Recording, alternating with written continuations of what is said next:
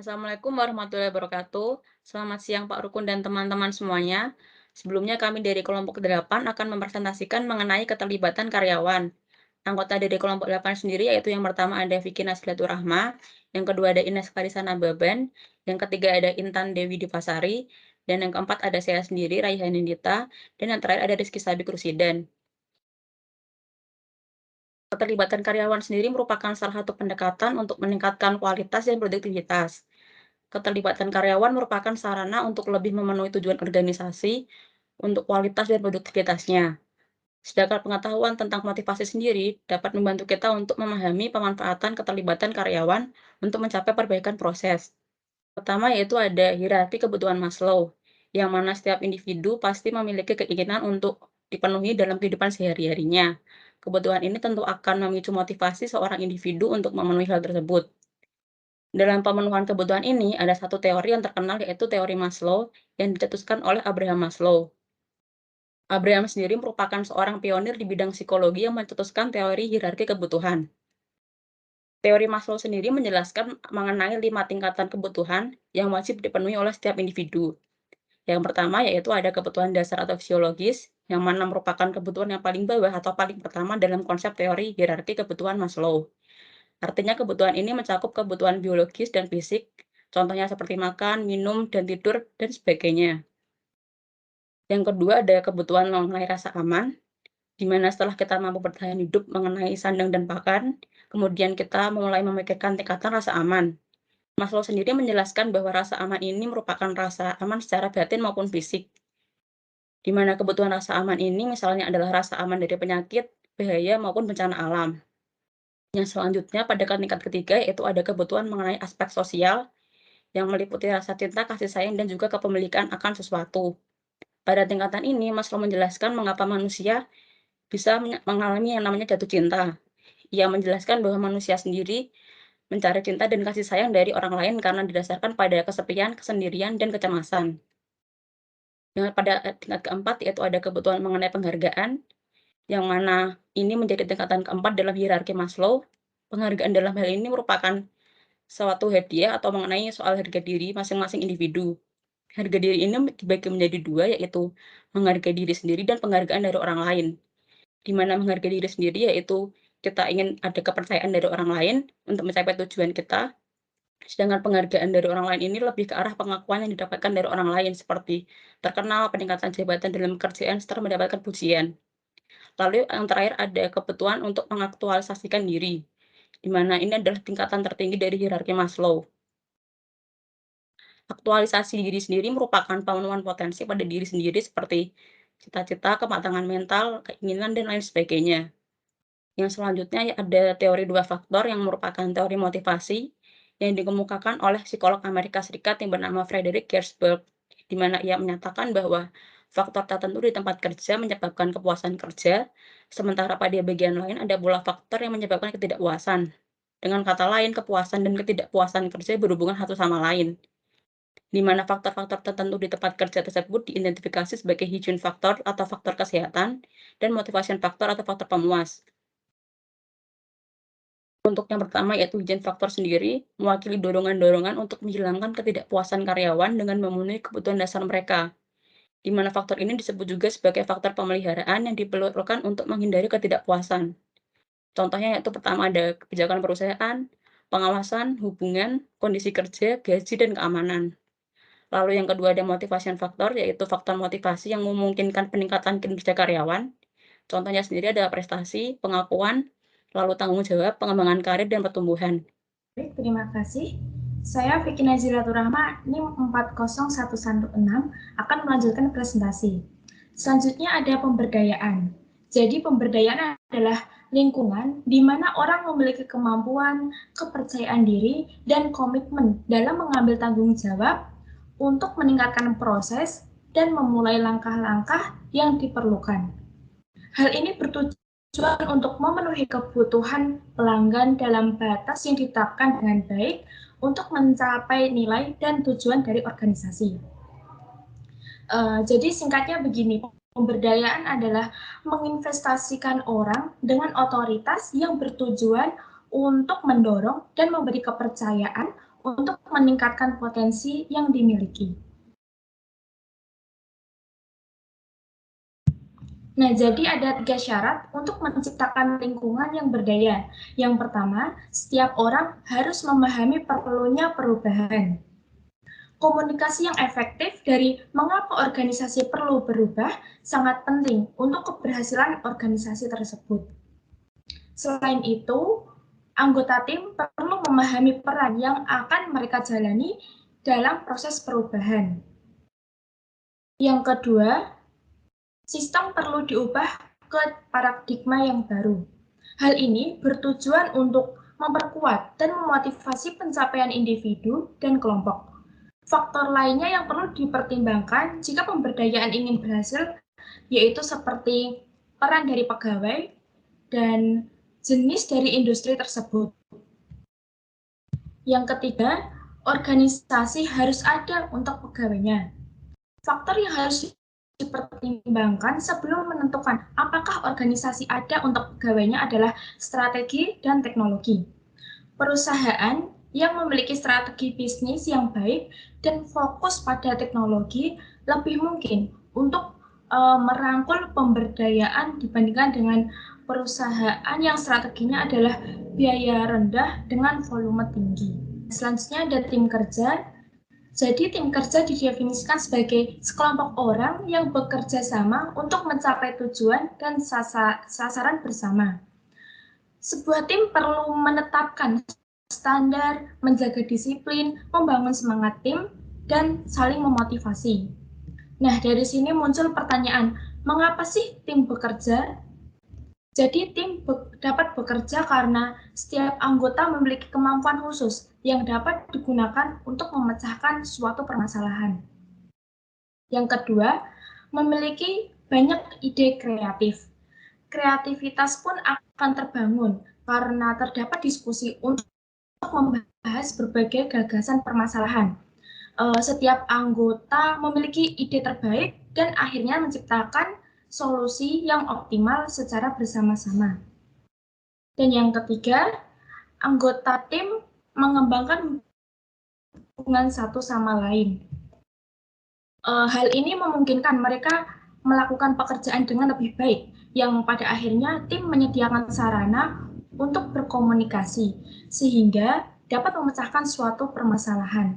Jenis dari tim. Jenis tim dapat dibagi menjadi 4 kelompok utama, antara lain yang pertama, tim peningkatan proses. Tim ini terdiri dari 6 hingga 10 anggota. Siklus tim ini biasanya bersifat sementara dan dibubarkan ketika tujuan telah tercapai. Yang kedua, tim lintas fungsi. Tim ini terdiri dari 6 hingga 10 orang. Tim ini biasanya bersifat sementara, kecuali yang akan menjadi tim pendukung produk yang akan bersifat permanen dan memiliki tujuan untuk melayani lini produk, aktivitas layanan maupun pelanggan tertentu. Yang ketiga, tim kerja alami. Jenis tim ini terdiri dari semua anggota dari organisasi. Dan yang terakhir ada tim kerja yang dikelola sendiri. Tim ini tidak hanya melakukan pekerjaan, tetapi juga mengelolanya. Tanggung jawab tambahan mereka termasuk perekrutan atau pemberhentian anggota, evaluasi dari kinerja, hubungan dengan pelanggan, dan adanya pelatihan. Tim ini harus memiliki akses ke informasi bisnis untuk merencanakan, mengontrol, dan meningkatkan proses mereka. Nah, selanjutnya karakteristik dari tim yang sukses. Agar sebuah tim menjadi efektif, harus memiliki karakteristik antara lain yang pertama, akuntabilitas, yaitu tim bertanggung jawab untuk melaporkan status berkala dan meninjau kinerjanya untuk menentukan kelemahan dari tim, sehingga dapat dilakukan perbaikan. Yang kedua, komposisi dari tim. Tim harus memiliki anggota dengan keterampilan, perspektif, dan potensi yang berbeda. Yang ketiga, aturan dasar. Tim harus mengembangkan aturan operasi dan perilakunya. Secara berkala, aturan dasar harus ditinjau dan bila perlu dilakukan adanya revisi. Yang keempat, adanya tujuan yang jelas. Karena tanpa tujuan dan sasaran yang jelas, tim akan kesulitan dalam bekerja sama. Yang kelima, memiliki sumber daya. Tidak hanya pendanaan, tetapi juga adanya akses informasi, serta tim tidak dapat sukses tanpa adanya alat kerja yang diperlukan. Yang keenam, komunikasi terbuka. Nah, anggota tim secara aktif mendengarkan pendapat dari anggota lainnya, dapat berbicara dengan jelas dan terus terang, serta dapat mengatakan yang sebenarnya. Yang ketujuh, kepemimpinan yang tepat. Sebuah tim membutuhkan pemimpin yang baik, bertanggung jawab, dan adil supaya tim dapat mengelola konflik yang mungkin terjadi. Dan yang terakhir, partisipasi yang seimbang. Semua anggota harus terlibat dalam kegiatan tim dengan menyuarakan pendapatnya, membagikan pengetahuan mereka, dan memberi kesempatan anggota lain untuk berpendapat. Selanjutnya itu ada peran anggota tim. Yang pertama yaitu adalah pemimpin. Pemimpin adalah seseorang yang dipilih oleh Dewan Kualitas, sponsor atau tim itu sendiri yang memiliki peran. Yang pertama yaitu memastikan kelancaran dan efektivitas keberjalanan sebuah tim. Yang kedua, memastikan bahwa semua anggota berpartisipasi selama pertemuan. Yang ketiga, berfungsi sebagai titik kontak antara tim dan sponsor atau Dewan Kualitas. Yang selanjutnya itu mengatur implementasi perubahan yang direkomendasikan oleh tim dan constraints organisasi dan batas-batas tim. Selanjutnya itu memantau status dan pencapaian anggota. Yang selanjutnya itu menyusun agenda rapat, meliputi waktu, tanggal, dan lokasi. Yang kemudian yang terakhir, tugas pemimpin yaitu memastikan bahwa keputusan tim dibuat oleh konsensus jika sesuai, bukan oleh keputusan sepihak. Peran tim yang selanjutnya yaitu adalah fasilitator. Fasilitator adalah bukan anggota tim, dia adalah asisten netral dan mungkin tidak diperlukan dengan matang.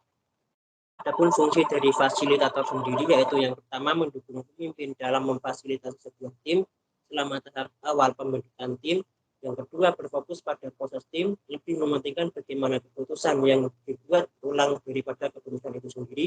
Yang ketiga bertindak sebagai sumber daya bagi tim dengan mengintervensi bila perlu untuk menjaga tim agar tetap pada jalurnya. Yang keempat, tidak melakukan kegiatan yang bisa dilakukan tim. Kemudian yang terakhir yaitu memberikan umpan balik kepada tim mengenai efektivitas proses tim. Kemudian yaitu peran anggota tim yang ketiga yaitu perekam tim. Perekam tim yaitu seseorang yang dipilih oleh pemimpin tim atau oleh tim itu sendiri dan dapat diputar secara berkala yang memiliki peran. Yang pertama yaitu mendokumentasikan ide-ide utama dari diskusi tim, masalah yang diangkat, keputusan yang dibuat, item tindakan, dan item agenda yang berbeda. Yang kedua yaitu menyajikan dokumen untuk ditinjau tim selama rapat dan mendistribusikannya sebagai risalah setelah rapat selesai. Kemudian yang ketiga yaitu berpartisipasi sebagai anggota tim. Peran anggota tim selanjutnya yaitu penjaga waktu. Penjaga waktu yaitu seseorang yang dipilih oleh pemimpin tim atau oleh tim itu sendiri dan dapat dirotasi secara berkala. Yang memiliki peran yang pertama, memantau waktu untuk memastikan bahwa tim mempertahankan jadwal sebagaimana yang telah ditentukan sesuai agenda, berpartisipasi sebagai anggota tim.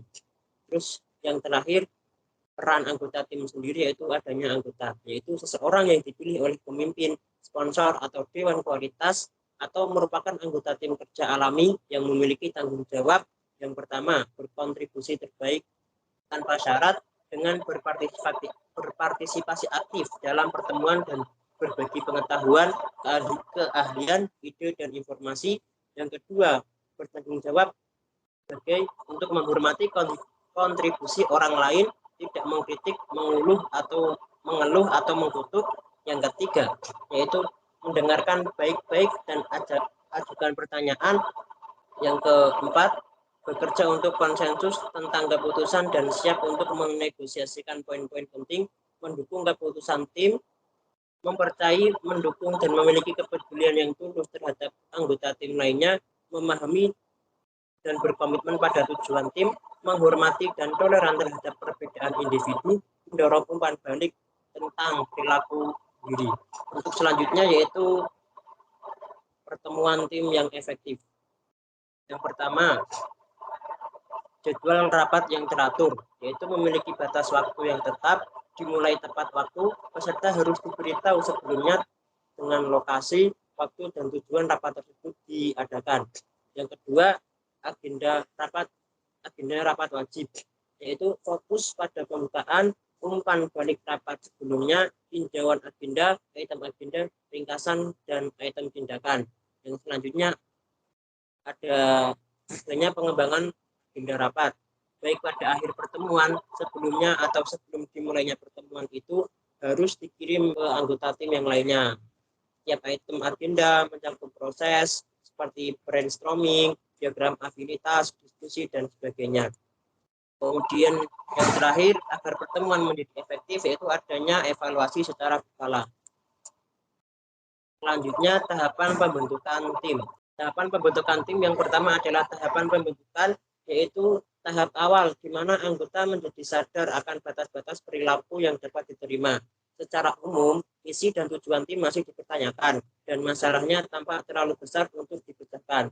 Ini adalah tahapan transisi dari status ganda individu status anggota dan menguji panduan pemimpin. Banyak waktu dihabiskan dalam pengorganisasian dan pelatihan. Tim mencapai sedikit dalam hal tujuannya. Untuk mempercepat tahapan pembentukan sebuah tim, seorang individu harus ditugaskan untuk mencarter tim. Dalam mencarter tim, fasilitator biasanya bertemu dengan manajemen atau untuk membahas masalah spesifik.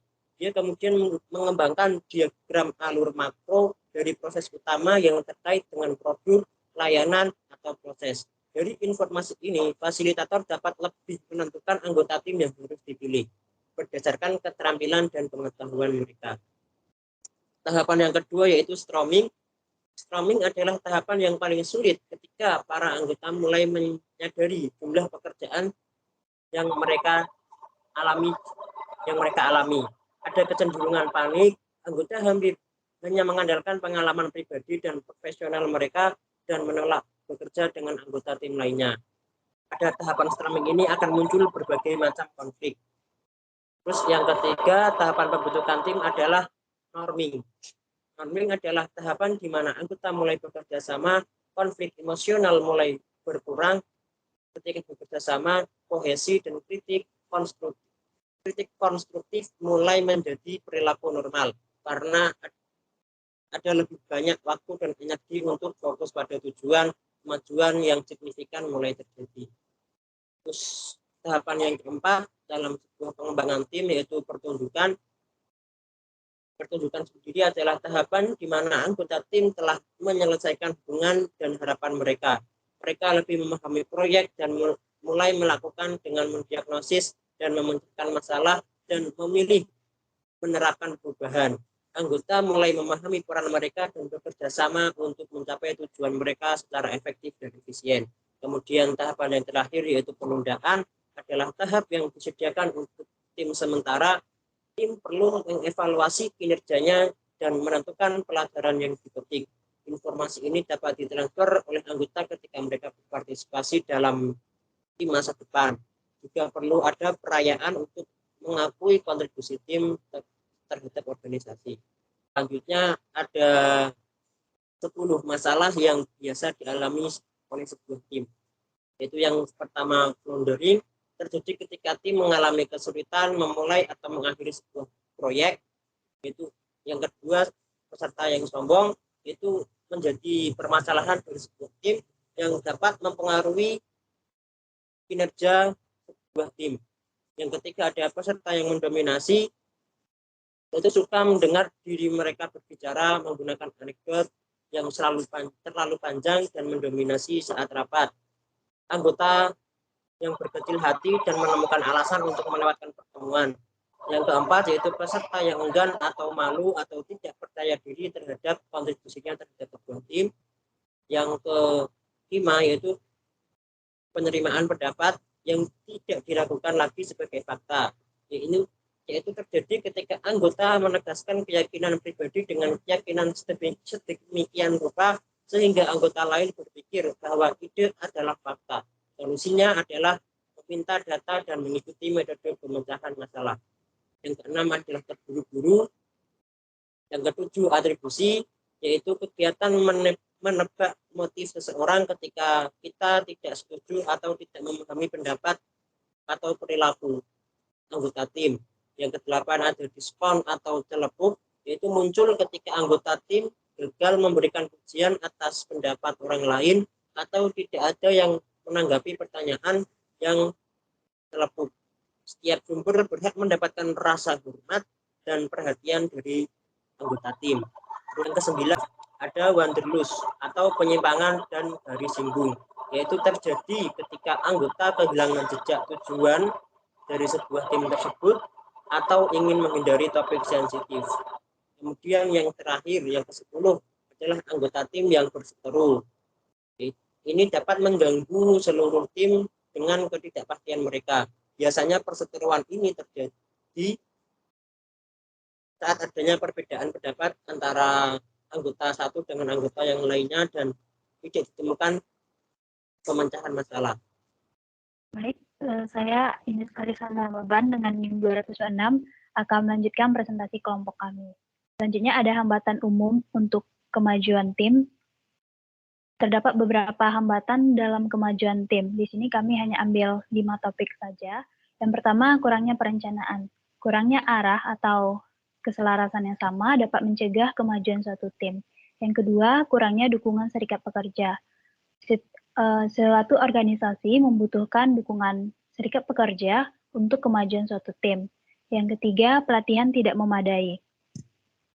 Suatu tim tidak dapat diharapkan tampil kecuali mereka sudah mendapatkan pelatihan, contohnya dalam hal teknik pemecahan masalah, keterampilan komunikasi, dan lain sebagainya.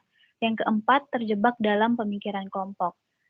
Setiap anggota memiliki pola pikir bahwa tidak ada tindakan yang diambil sampai semua orang setuju atas setiap tindakan yang diputuskan.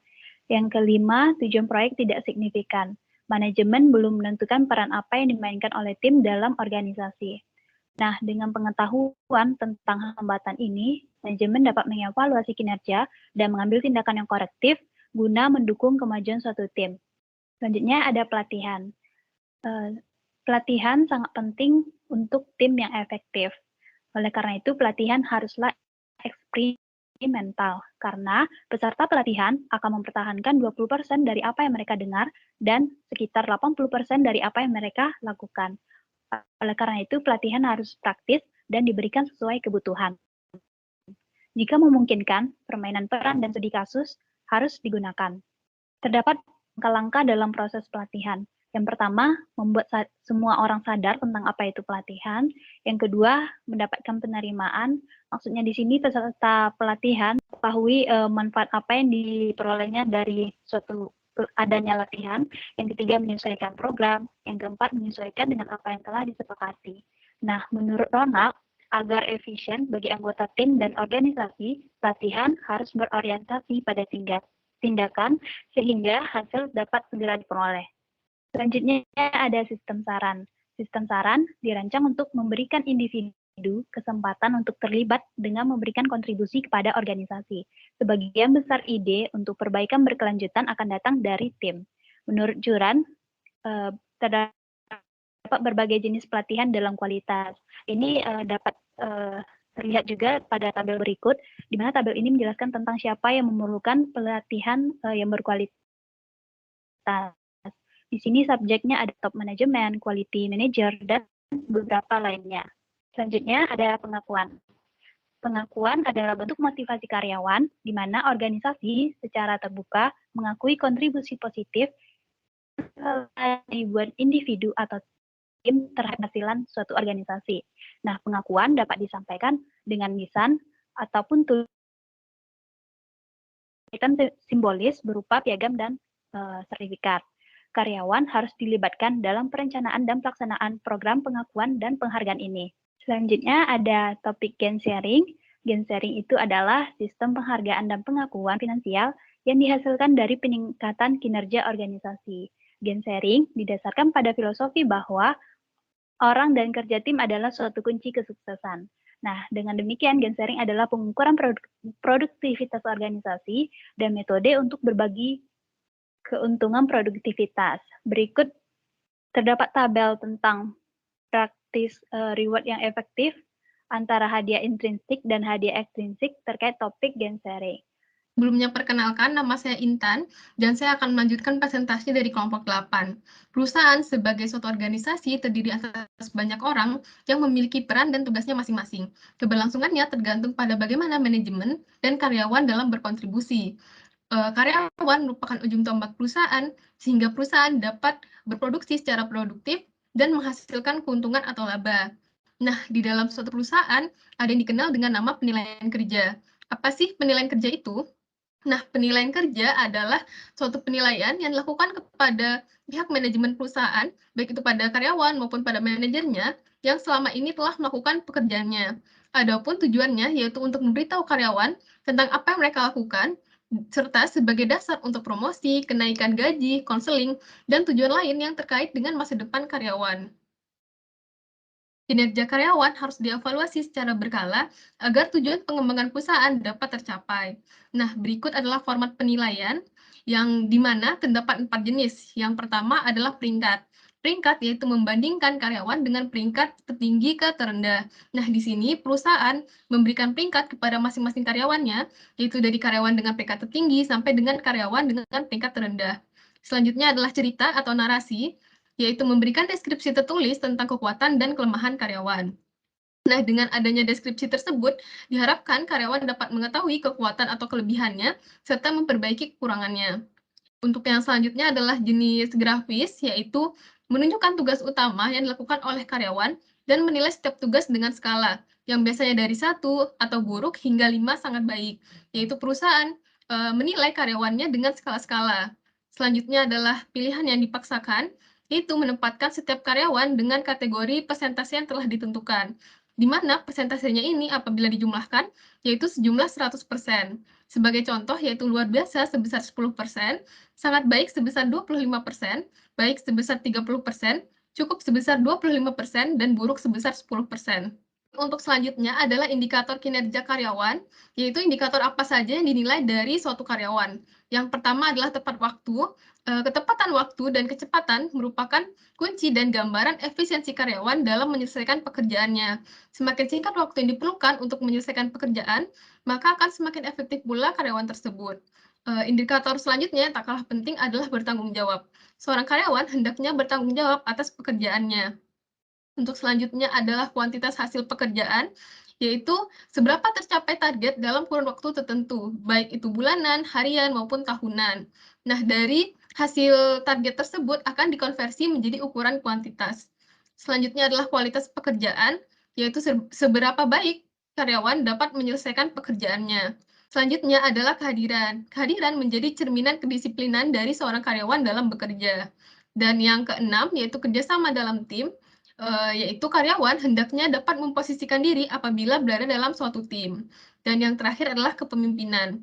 Kepemimpinan yaitu seorang karyawan dengan kepemimpinan yang baik akan memberikan dampak positif kepada rekan-rekan di timnya. Untuk slide yang terakhir yaitu manfaat keterlibatan karyawan. Nah, di sini ada 4 manfaat. Yang pertama adalah peningkatan tanggung jawab. Ketika karyawan diberi kesempatan untuk terlibat dalam proses pengambilan keputusan, dapat menumbuhkan rasa tanggung jawab karena karyawan tersebut merasa dihargai, merasa dibutuhkan akan kehadirannya dalam suatu organisasi. Untuk manfaat yang kedua yaitu menumbuhkan kreativitas dan inovasi, yaitu karyawan diberi kepercayaan melalui keterlibatan dalam pengambilan keputusan secara alamiah dapat mendorong karyawan untuk memberikan kinerja terbaik yang dimilikinya, sehingga karyawan akan memaksimalkan aktualisasi diri dan kompetensi mereka. Untuk yang ketiga, yaitu menumbuhkan keinginan untuk memberikan yang lebih baik, meningkatkan mutu serta kualitas kerja, yaitu karyawan yang difasilitasi dengan baik oleh perusahaan akan meningkatkan rasa semangat akan kepercayaan yang diberikan oleh perusahaan, sehingga mereka akan memberikan yang lebih baik, meningkatkan mutu serta kualitas kerja mereka. Dan manfaat yang terakhir adalah peningkatan kualitas pengambilan keputusan, yaitu pengambilan keputusan dengan melibatkan karyawan tentu saja akan lebih baik dibandingkan dengan tanpa melibatkan karyawan. Baik, cukup sekian presentasi dari kelompok 8. Kurang lebihnya saya mohon maaf. Terima kasih. Assalamualaikum warahmatullahi wabarakatuh.